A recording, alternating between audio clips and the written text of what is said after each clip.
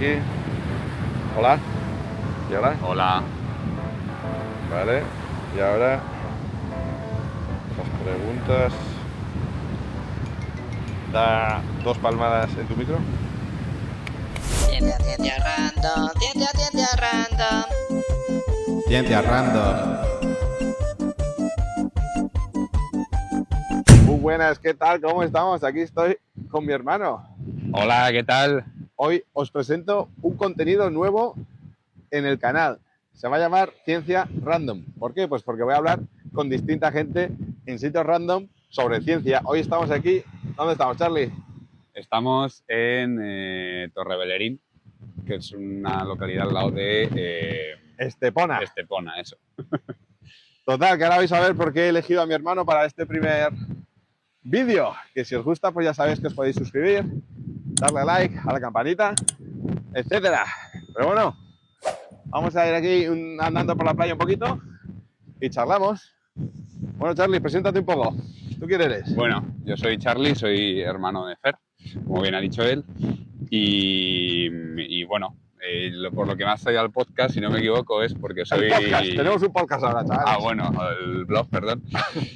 Es porque soy neurólogo. Entonces yo estudié medicina en la Universidad de Navarra, en la misma universidad que Fer, y luego hice la residencia de neurología en Madrid, en el Gregorio Marañón. Y desde hace ya un par de años acabé la residencia y me estoy dedicando a la neurología general y concretamente más a la esclerosis múltiple. O sea, que llevas 2 años ya que saliste de la residencia, si no me equivoco, ¿no? Eso es, o sea, justo acabo de empezar, mejor dicho, el segundo año. Ok. Sí, sí. Y estás en el Gregorio Marañón, Madrid. Eso es, un hospital al lado del Retiro, Ajá. enorme, y que llevo ahí ya, en verdad llevo 6 años de allí, desde la residencia. Y oye, pregunta, la primera obviamente, ¿qué es la neurología? Pues la neurología es una rama de la medicina que se encarga de estudiar las enfermedades del sistema nervioso. El sistema nervioso incluye tanto el cerebro como lo que es la médula espinal, son los nervios que salen del cerebro, y los nervios periféricos, que son los nervios que controlan la musculatura y demás. Entonces hay múltiples distintas enfermedades que pueden afectar a distintas partes del sistema nervioso. Ajá. Y nosotros los neurólogos somos los que las diagnosticamos, las tratamos, siempre que podemos, que por desgracia no siempre podemos. Y básicamente es eso. Cuidado, la bici. La gente muchas veces me pregunta, ¿pero vosotros no operáis? Y esos son los neurocirujanos. Neurocirujanos. Claro, es una confusión muy típica. ¿Cuáles son así las enfermedades más comunes que derivan a neurología? Eso es. Entonces, lo más habitual que llevamos, lo más conocido, son, por ejemplo, pues las demencias, la enfermedad de Parkinson y otras enfermedades derivadas de trastornos de movimiento que se llama. La epilepsia, por ejemplo, es otra de las más típicas. Y luego otras que, aunque son minoritarias, también son conocidas, como la esclerosis múltiple, que es a lo que me estoy formando yo, o el ELA. El ELA, por ejemplo, también, que es una enfermedad neuromuscular. Esclerosis lateral amiotrófica. Eso es. Aquí tiene Juan Carlos Unzué, por ejemplo. Eso es. Y una pregunta que mucha gente, yo he tenido la duda a veces, ¿qué diferencia hay entre la neurología, la psiquiatría, la psicología? Porque son ramas completamente distintas, ¿no? Eso es. Pues es verdad que esto es controvertido y cada vez se va viendo que obviamente ambas ramas están relacionadas, pero digamos que la psiquiatría se encarga de problemas o de enfermedades que no tienen un sustento patológico que hoy en día podamos demostrar en el sistema nervioso. Es decir, cuando no hay una lesión o un problema detectable en el sistema nervioso, pues mediante una resonancia o mediante otros tipos de pruebas, suele ser más un problema de tipo que se encarga la psiquiatría, ¿no? Okay. Son problemas más de salud mental, digamos. Pero que no necesariamente tienen algo físico que sea observable efectivamente, en el cerebro, ¿no? Eso es. Simplemente son pautas y patrones que presentan los pacientes. Claro, obviamente lo que se sospecha es que todo tiene sustento en el sistema nervioso. Claro. Pero hoy en día no tenemos los medios para demostrar que este tipo de problemas, pues como la esquizofrenia, la depresión, la ansiedad, tienen un sustento, digamos, orgánico de un daño en el órgano. Pero probablemente haya algún problema ahí que no sepamos medir aún. Entonces nosotros los neurólogos nos encargamos de donde sí se puede, digamos, demostrar que hay ese daño, que hay ese problema en el sistema nervioso. Algo que está ocurriendo en el cerebro que podéis medir, lo medís con escáneres, con... Eso es, lo detectamos con distintos tipos de pruebas según la enfermedad. Ajá. Lo más típico, la resonancia magnética, es lo que más usamos, pero hay un montón de pruebas que podemos utilizar. Vale, ¿y la psicología entonces?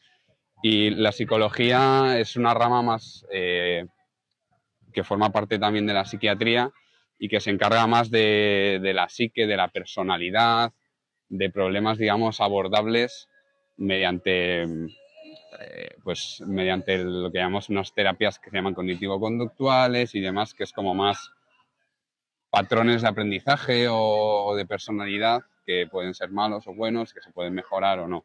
Pero bueno, eso es más complejo, la verdad, se escapa un poco de mi campo. No sé si lo estoy diciendo perfectamente, probablemente no, pero por hacer un poco la idea. Sí, o sea que al final esas tres ramas no tienen nada que ver la una con la otra, ¿no?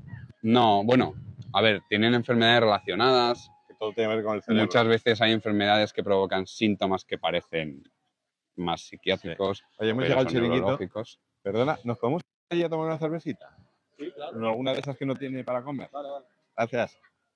Pues vamos para allá. Venga. Es que estamos aquí, hay un chiringuito de la leche, y entonces he pensado que digo, hombre, neurología con una cervecita. Entra mejor, entra mejor. ¿Cómo se llama este canal, Charlie? Beer Bro Science. Claro, y este es el otro Beer Bro. Suscríbete. Aquí somos los dos Beer Bros. Ponte ahí en ese lado, me pongo yo aquí. Vale. Entonces, queda claro la diferencia entre neurología. Ahí, perfecto. Psicología y psiquiatría. ¿Qué más te iba a preguntar? Sí, ¿qué es lo que más te gusta de tu trabajo? O lo mejor y lo peor de tu trabajo como neurólogo. De mi trabajo como neurólogo. Pregunta difícil. Empieza igual por lo mejor o lo que más te gusta, Sí. ¿no? Algo te llevaría a ti a especializarte precisamente en neurología, en otra cosa. Claro, la neurología lo que tiene de chulo, de interesante, que es un poco lo que nos pasa a todos los neurólogos, que somos todos un poco frikis, y es que es una rama de la medicina que es muy, muy sistemática.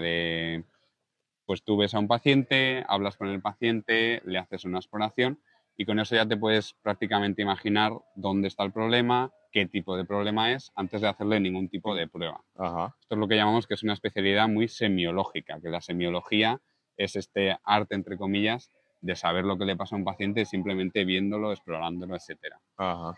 Entonces eso es algo que a los neurólogos nos atrae mucho, no te sé decir por qué, pero sí que es algo que nos gusta, ¿no? Antes de confirmar siquiera viendo en el escáner. Antes de hacer sea, ¿no? pruebas. Ya te puedes Digamos hacer que una los idea. neurólogos, cuando pedimos pruebas, suele ser para confirmar tu sospecha o a veces para descartar otras cosas que pueden parecer eso, ¿no? Ok. Pero no es como otras especialidades que igual haces una analítica y tienes el diagnóstico, ¿no? Pues nosotros no tenemos esa ventaja, suerte, o bueno, pero a nosotros es una parte que nos gusta, ¿no? Eso nos hace vivir bastante la incertidumbre en neurología, pero bueno. ¿Y qué es lo peor? Y pues lo O peor... lo más frustrante, lo que no sé. Lo peor es, lo más duro es que en neurología pues hay muchas enfermedades que hoy en día no tienen cura. Ya. Entonces tú al final estás diagnosticando al paciente, le acompañas durante el proceso de la enfermedad, le ayudas a llevar una vida lo más cómodo posible, pero sabes que ese paciente, dependiendo de qué enfermedad, pues no tiene cura, va a acabar empeorando y eso es algo que es bastante frustrante. Aprendes a llevarlo en el tiempo y hay algunas enfermedades donde podemos hacer más cosas que en otras. Sí. Obviamente hay mucha investigación también en este aspecto y se está mejorando un montón, pero Sí. diría que es lo más frustrante de mi trabajo. ¿Cervecita? Sí. 2 cervecitas cuando puedas, porfa. Pequeña, grande, pico, caña. 2 cañas, O sea, ¿qué 2 tamaño cañas, son? ¿no? Cañas son pequeñas, las picas son grandes. Sí, pero tienes algo intermedio, una doble, algo así. Una copa. Una copa. O venga, una copita. Pues 2 copas, sí. Vale, gracias. Gracias. Y eso no es algo que igual aplica a todas las ramas de la medicina, que al final es difícil curar a los pacientes, o no hay ramas que son más agradecidas, en tu opinión. Claro, o sea, es verdad que hay algunas ramas donde también hay enfermedades que son incurables o difícilmente curables, ¿no? Por ejemplo, pues la oncología. Sí. Hay muchos cánceres que no salen adelante. La conozco bien. La conoces bien, efectivamente. Pero digamos que sí que hay un plan de ataque. Pero nosotros, por ejemplo, hay enfermedades como puede ser el ELA otra vez, o la enfermedad de Parkinson, o las demencias, que no tenemos nada que cure la enfermedad o que la pueda retrasar. Digamos que lo que tenemos son medicamentos que mejoran los síntomas y hacen que el calidad paciente de vida, ¿no? lleve una vida mejor, pero no tenemos nada que vaya a frenar esa enfermedad. Entonces eso es, digamos, yo creo la parte más frustrante de la neurología. Suelen ser personas mayores, casi todo lo que veis, o un porcentaje muy alto, ¿no? Pues es que depende. Hay enfermedades que debutan en torno a los 40 años. Por ejemplo, el ELA, la edad típica de debut es entre los 30 y los 40 y es justo una edad donde la persona en general está en su pico más alto de vida, pues, tiene familia, tiene hijos. Entonces esas situaciones son muy frustrantes, ¿no? Ajá. Las demencias sí que en general aparecen ya en gente mayor y, bueno, dentro de lo que cabe es más llevadero porque uno tiene ya las expectativas de que a esa edad pues aparecen Sí, problemas de salud. Achaques, ¿no? Que se llaman. De toda Eso la vida. es. Pero hay otras enfermedades neurológicas que debutan muy pronto. Y, por ejemplo, en la esclerosis múltiple, que sí que es verdad que tenemos tratamiento que puede mejorar la enfermedad en este caso, que es una de las cosas por las que me gusta a mí este campo, Ajá. es una enfermedad que debuta entre los 20 y los 30. Súper joven. Eso sí que he escuchado yo de personas que tienen múltiple desde la carrera y cosas así. Claro, claro. Gente joven. Entonces, ahí a mí es por eso por lo que me gusta, porque puedes actuar pronto y evitar mucha discapacidad y mucha enfermedad al paciente. Es verdad que no curamos la enfermedad, pero en el caso de la múltiple sí que somos capaces de frenarla, de retrasarla. Pues ya que lo mencionas y sé que te dedicas bastante a ello, ¿qué es la esclerosis múltiple? Pues la esclerosis múltiple es una enfermedad autoinmune. Esto quiere decir que tu sistema inmunitario, tus defensas, atacan por error a una parte de tu cuerpo. En este caso, a lo que es tu sistema nervioso central, ¿vale? Porque tenemos el periférico, que son los nervios, Sí. y el central, que es sobre todo el cerebro. Hola, ¿qué tal? ¿Para beber? Sí, le hemos pedido a tu compañero ya un par de cervecitas. Sí, Gracias. eso, como decía. Ya vienen, ya. Vale. Sigue, perdón. No, como decía, eso es una enfermedad que ataca a tu sistema inmunitario, ataca a tu sistema nervioso central, ¿no? Que es el cerebro y la médula espinal. Sí. Hola, buenas. Hola. Sí. Sí, Muchas gracias. gracias. Y olivitas. Bueno, gracias. Chin, chin. Chin, chin. Salud también, ¿eh? Salud.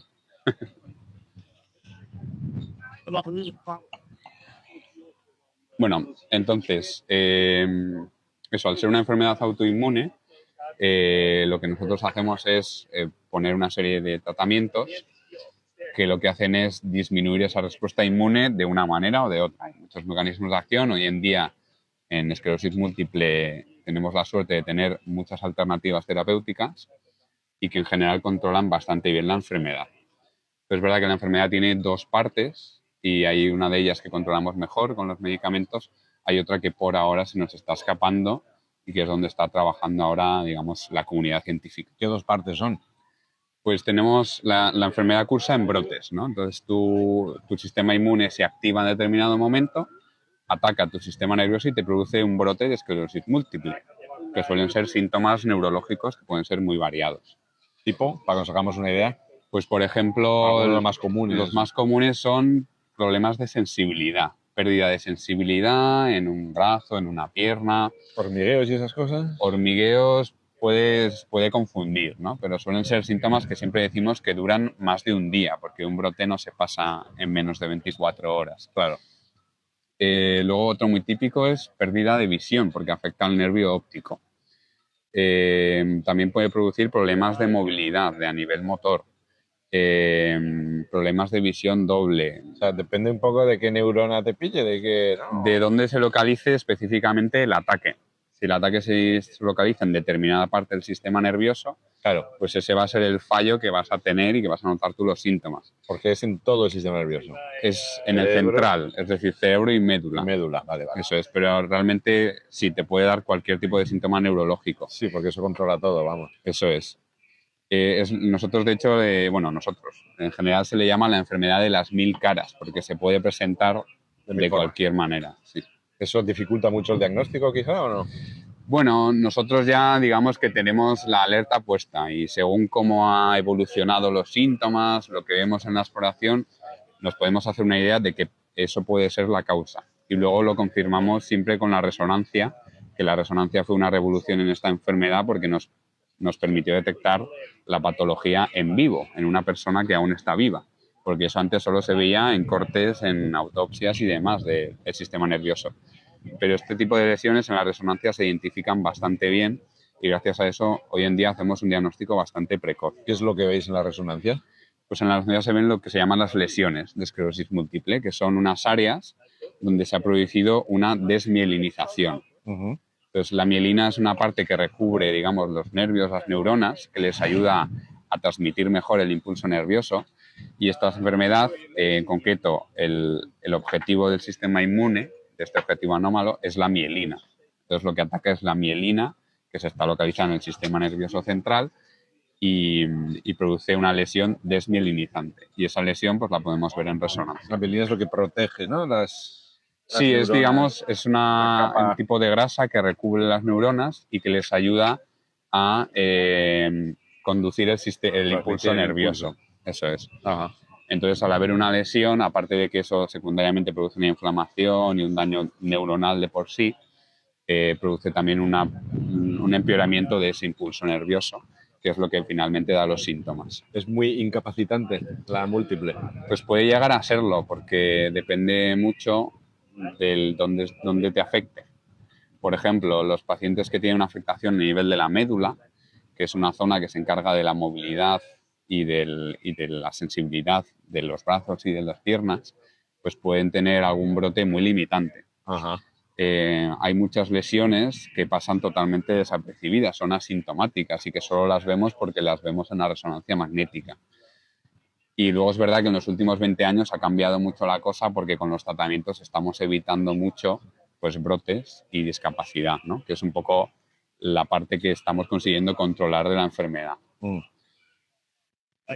Y la que no controláis es... Y entonces luego la otra parte de la enfermedad es la que llamamos la progresiva. No es una enfermedad que además de producir ataques agudos en el sistema nervioso, después de esos ataques no sabemos aún muy bien por qué, pero se produce una progresión. No en todos los pacientes y no en el mismo grado en cada paciente. Pero es una progresión que hace que esos síntomas neurológicos poquito a poco vayan empeorando. Entonces, en vez de tener un empeoramiento brusco en un brote, tú lo que tienes es, con el paso del tiempo, que vas teniendo más discapacidad. Y esa parte de la enfermedad es la que aún no entendemos del todo bien, estamos estudiando y los fármacos que tenemos no la controlan del todo bien. Sí que hay algún medicamento que ha demostrado algún freno, digamos, sutil a esa progresión, pero nada que, digamos, con lo que estemos a gusto como para dejar de investigar en el tema. ¿Y en qué se diferencia de la ELA?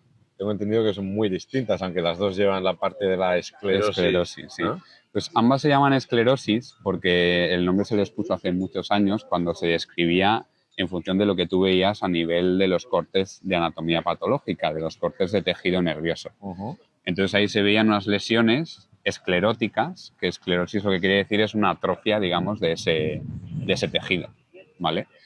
La esclerosis múltiple, como hemos dicho, es una enfermedad autoinmune y, sin embargo, el ELA es una enfermedad puramente degenerativa, donde las neuronas motoras, que son las que se encargan de mover los músculos del cuerpo, el movimiento, sí. Eso es, van muriendo más rápido, mucho más rápido, de lo esperado en una persona normal, y eso es lo que acaba produciendo un problema de movilidad y un problema motor.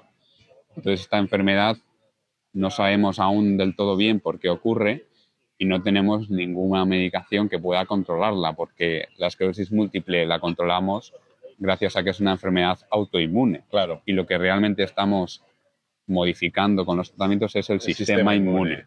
La ELA es neurodegenerativa, ocurre dentro de las propias neuronas motoras. Eso es. No hay ningún tipo de relación con el sistema inmune.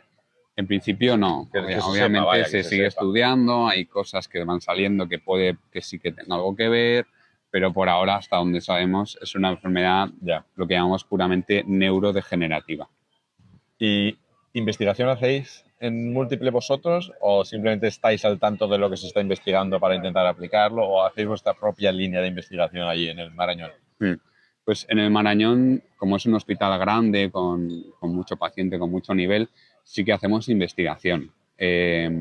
Nosotros en nuestra unidad de allí del Gregorio de Marañón participamos en ensayos clínicos Ajá. que van saliendo de distintas terapias nuevas para ver qué tal funcionan, ¿no? Sobre todo muchas de ellas están enfocadas a esta parte de pacientes que son más progresivos y que no sabemos aún controlar bien o no podemos controlar bien con los medicamentos actuales. Se te va a calentar la cerveza, por cierto. Sí. Que te veo aquí hablando de ciencia, está muy bien, pero cervecita está aquí también para algo. Sí, hay que tomársela fresquita, sí, sí.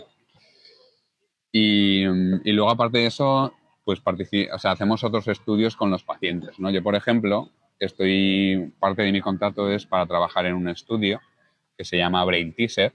El de los wearables. Eso es. Te lo iba a preguntar. Explica eso, que mola. Es un estudio de wearables, efectivamente. Entonces, Pero explica lo que es un wearable, porque sí.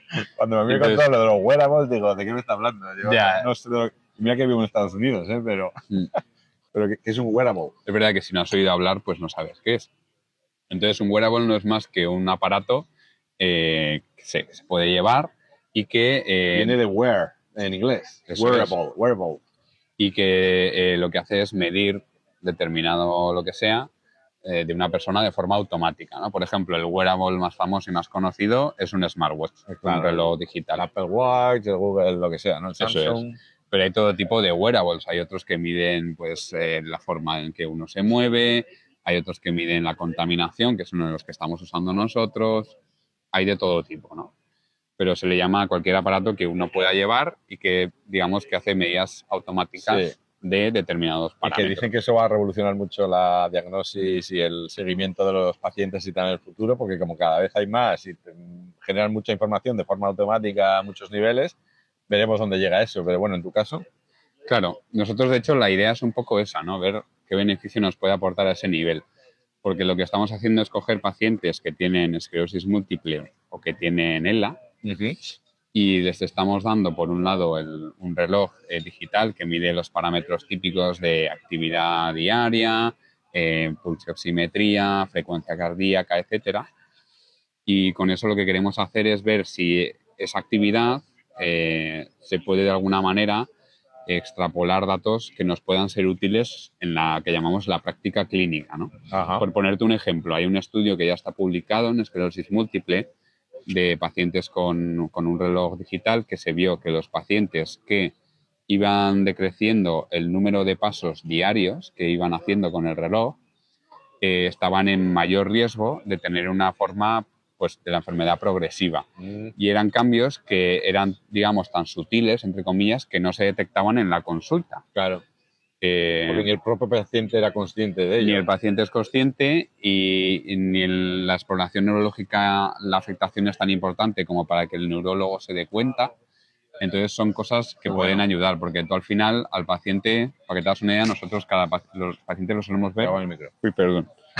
Los pacientes los solemos ver cada 6 meses. Entonces tú te haces imágenes estancas de un día en 6 meses, pero en esos 6 meses ese paciente puede tener días mejores, días peores. Claro. Entonces esto nos ayuda, digamos, a saber un poco más la situación real de ese paciente, ¿no? Pues eso es la teoría que estamos intentando probar, ¿no? Qué guay. Y luego la otra parte les damos un aparato que se llama Atmotube, que mide la contaminación ambiental. Atmotube. Eso es como YouTube, pero de Atmo. Eso es. Me mola. Y entonces eso es porque sabemos que la contaminación en la esclerosis múltiple tiene un papel importante, probablemente en su desarrollo y también probablemente en su evolución, pero nadie se ha puesto, digamos, a medir exactamente pues hasta qué punto, ni qué grado de contaminación, etcétera. Entonces, lo que vamos a hacer es recoger datos de muchos pacientes con estos wearables, que son un montón de datos, y la idea es volcarlos a un modelo de inteligencia artificial para ver si este modelo nos puede sacar patrones que nos sirvan a nosotros en la práctica clínica. Para decir, cuidado con este paciente, que por lo que sea está haciendo menos actividad, pues igual hay que echarle un ojo. Claro. Cosas por el estilo, ¿no? Pero bueno, por ahora estamos en la fase de reclutamiento y de recolectar datos. Qué guay, pues ya seguiremos el estudio, pero te va a abrir el melón. El cerebro. qué porcentaje del cerebro entendemos y qué misconceptions, ¿cómo se dice eso? Malentendidos Sí, o bulos, ¿no? Bueno, no necesariamente bulos, sino teorías o situaciones en las que se pensaba que funcionaba el cerebro antes, por ejemplo, las zonas del cerebro, y ahora no. Ujú. Empecemos por, ¿cuánto crees tú que conocemos realmente de lo que pasa en el cerebro? A ver, un porcentaje es difícil de saber porque el problema es que no sé hasta dónde llega. Quiero decir, nosotros sabemos esto, Hombre, al 100%. pero no sé si el conocimiento total es este Ah, o es vale. este. ¿Sabes lo que te digo? Sí, sí, Sé que sabemos poco. poquísimo. Sabemos poco porque hay muchas cosas que aún a día de hoy no conseguimos explicar ni entender. Entonces ahí aún queda mucho campo de estudio, de investigación Entonces, y todo ¿qué es lo esto. que conocemos y en qué difiere de hemisferio derecho controlar izquierdo, hemisferio izquierdo tal, la zona del habla, la zona de la música tal? Sí, pues eso es verdad que cosas complejas como pues el gusto musical o la creatividad, siempre está la típica idea, ¿no?, de que eso está más en el hemisferio derecho, izquierdo. Ajá. Eso en realidad se está viendo que no es así, que eso son funciones complejas de todo el cerebro, que involucran distintas áreas del cerebro y cada área tiene su función y entre ellas hacen, digamos, es lo típico de que la suma de las partes es más que la suma de las partes por separada, ¿no? Sí, sí, sí. Y eso es lo que hace el cerebro de forma constante, ¿no? Sí que sabemos algunas cosas, ¿no? Por ejemplo, sabemos áreas que tienen funciones específicas, áreas de la corteza cerebral. Por ejemplo, hay un área que se encarga de mover, en este caso, el lado contrario del cuerpo, que es la corteza motora, que está en el lóbulo frontal, Claro. y en el caso del lóbulo frontal izquierdo, pues se encarga de mover el lado del cuerpo derecho y viceversa. Pero Hay otro área que se igual- encarga de recibir la información sensitiva, que es la corteza sensorial. Porque eso es fácilmente medible en un test. Quiero decir, Realmente, ¿sabes cómo se ha ido descubriendo esto? Con a base de años de personas que han tenido una Problemas. lesión específica en esa zona Ajá. y entonces se ha visto cuál es el problema. Y luego también hubo experimentos no éticamente correctos hace muchos años. ¿Hablamos donde de los nazis? Y antes también. Eso lo donde censuraré, pero os hacéis una idea. Eso. Donde se estimulaban áreas concretas del cerebro para ver qué pasaba. Obviamente eso hoy en día ni se hace ni se plantea. Pero Bueno, es verdad hay un que... cirujano, un neurocirujano, creo que es neurocirujano, que fue a un podcast de Jordi Wild, creo que hace cirugías con el paciente despierto y cosas así. Sí, eso se sigue haciendo. Y ahí sí que ven un poco las reacciones y cosas así. Claro, es que ahí lo que se busca en ese tipo de cirugías, imagínate que es para extirpar un tumor. Y se ve que ese tumor está muy cerca de un área del cerebro importante, por ejemplo, el área del lenguaje o el área del movimiento, ¿no? Sí. Entonces Estaba viendo la batería. lo que se hace es, el paciente está despierto y se le pide, se van estimulando ciertas zonas y se le pide que haga determinadas actividades. Y entonces así tú ves qué área es importante y no puedes tocar y qué área pues no parece hacer una función, digamos, vital o importante y puedes quitar. Y así vas quitando el tumor poco a poco, Ajá. por ejemplo. Ya. Incluso hay algunos ejemplos de cirugías en pacientes que se dedican a la música, que son músicos, y que se hacen con el paciente tocando el instrumento para... La cirugía. La cirugía. Para evitar, pues, quitarle a esa persona su sustento de vida, ¿no? Claro. Dentro de lo posible, claro, porque siempre hay unas limitaciones, pero... Qué movida. Y luego el cerebro es mucho más maleable y más lo típico de las conexiones neuronales, que al final es la clave, ¿no? Cómo se establecen esas conexiones. Si tengo yo entendido, ¿no? Es que más que igual zonas determinadas, es establecimiento de conexiones entre zonas, neuronas, tal, que si no me equivoco se está viendo que se pueden restablecer, que no es tan estanco como igual pensábamos, ¿no? Sí. Mucho más maleable, mucho más manejable. Claro, efectivamente. O sea, es verdad que la inmensa mayoría de las conexiones neuronales que hacemos las creamos, te diría que antes de los, no sé exactamente el dato, pero antes de los 30. Y la inmensa mayoría, además, antes de los 10. O sea, esos primeros años son los más vitales para crear unas conexiones Con la neuronales, estimulación ¿no? cerebral ahí. Eso es. Luego es verdad que se pensaba que eso era inamovible, pero se ha visto que no, que una persona puede crear conexiones nuevas y puede... hay, por ejemplo, áreas del cerebro que pueden suplir otras áreas. es verdad que conforme... No, gracias. No, gracias. Es verdad que conforme uno cumple años, esto va siendo cada vez, digamos, más difícil, ¿no? Para el cerebro le cuesta más y el cerebro pierde lo que llamamos plasticidad en ese aspecto. Pero sí que se ha visto que esto existe hasta edades más avanzadas de lo que se creía. ¿Es verdad que esto nos mata las neuronas y que las neuronas no se reproducen? El alcohol, como cualquier otro tóxico, produce un daño. Ese daño, siempre que sea un consumo moderado, no tiene por qué ser grave, ni significativo, ni importante. Y luego hay que saber que las neuronas de por sí, todos los días, se nos mueren varios, te diría millones, de hecho, no sé si millones o miles, pero vamos, muchas neuronas, pero eso es normal. Y luego las neuronas, pues por desgracia es un tejido que no se regenera nada bien. Entonces es verdad que se ha visto que hay cierto grado de regeneración, pero no tiene nada que ver con otros tejidos, como puede ser la piel o el hígado o cualquier otro órgano en realidad. El tejido nervioso es el que peor se regenera. ¿Es una máquina perfecta, aunque no la entendamos? Perfecta, a ver, difícil de decir, depende de a qué definas por perfección. Quiero decir, Pues tú mira lo que somos capaces de hacer como seres humanos con el cerebro que controla absolutamente todo. Ahí hay otro melón, ¿no? Realmente, sí, hasta qué punto es el cerebro lo que controla absolutamente todo lo que pensamos, sentimos, vivimos. Sensorialmente está claro que sí, ¿no? Pero sí. a eso me refiero con si es... O sea, es la leche el cerebro. O sea, es verdad que es increíble, ¿no? Que un órgano hecho de tejido, de materia, de átomos, sea capaz de producir algo como la conciencia, que ni siquiera sabemos hoy bien qué es, ni a veces definirla, pero obviamente tiene sus fallos, ¿no? Yo, por ejemplo, los veo mucho.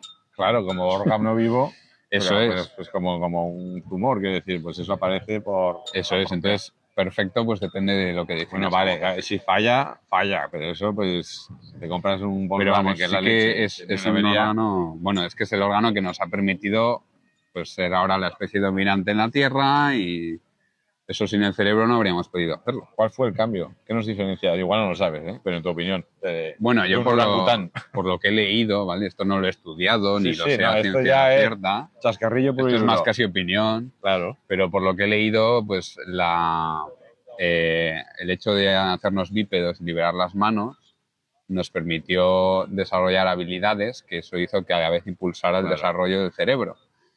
Y Más también, conexiones. eso es, también permitió hacer el cerebro más grande, hacer más espacio, etcétera. Y eso, pues a base de miles y miles y miles de años de evolución, pues acabó donde está hoy.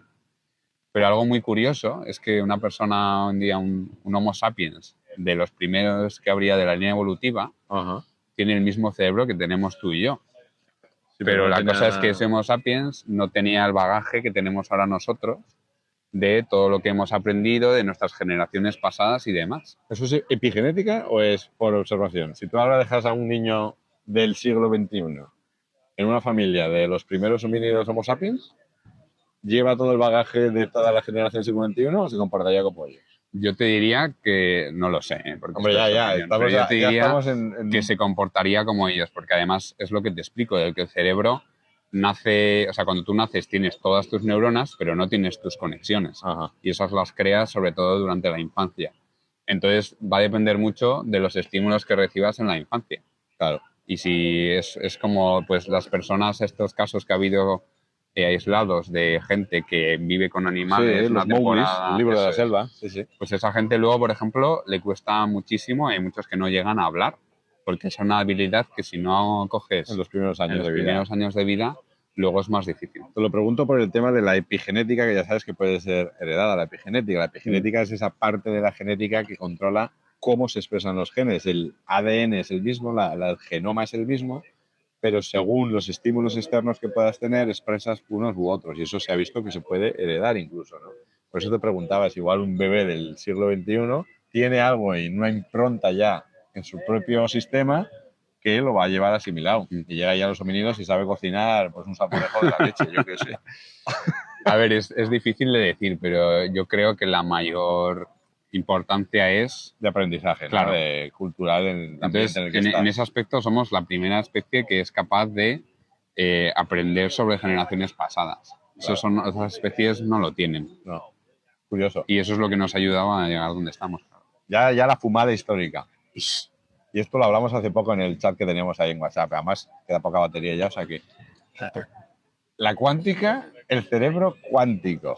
¿Conoces la teoría? Seguramente la conoces mejor que yo, de que el cerebro puede funcionar de una forma cuántica, de una forma de interacciones físicas cuánticas mega submoleculares, que podría ir un poco acorde o explicar por qué es un órgano tan complejo y por qué las interacciones cerebrales son de esa forma. ¿Puedes explicarnos así brevemente en qué consiste esta teoría, si es que la has leído? Sí, a ver, no... Lo poco que hayas leído, ¿eh? Eso. Esto ya es cuñadismo total, pero bueno, estamos Sí. aquí con una cerveza. O sea, que Y no esto es pidáis más opinión, porque a mí además también sabes que me encanta la física, entonces sí que he leído de este tema.